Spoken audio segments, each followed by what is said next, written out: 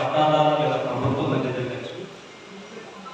ఇది ఇది ఆ పోరాటంలో గవర్నమెంట్ ఎప్పుడు కూడా ప్రభుత్వ భూమి కాపాడడానికి ముందుగా ఉంది.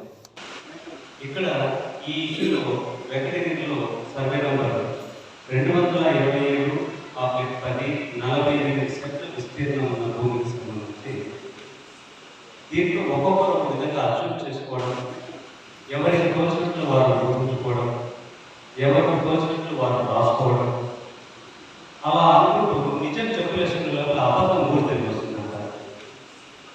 అలాంటి అనుమానాలకి అవకాశం ఇవ్వకుండా ఒక భూమిపైన దాదాపు 27 సంవత్సరాల పాటు సుదీర్ఘంగా అనేక కోర్టులలో జరిగిన ఈ కేసుకి సంబంధించి దాదాపు 1.5 గంట పాటు మీకు చెప్పాలి.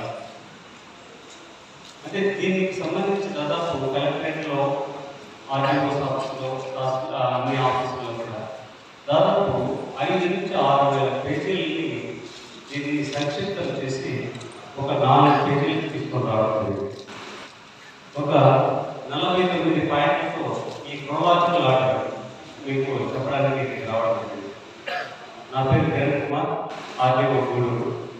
ఇది ఇంగ్లీష్లో తీసుకొని రావడం జరిగింది. ఎందుకంటే ఇంగ్లీష్లో తీసుకొని రావడం జరిగిందంటే హైకోర్టు ప్రొసీడింగ్స్ అంతా కూడా ఇంగ్లీష్లో ఉన్నాయి.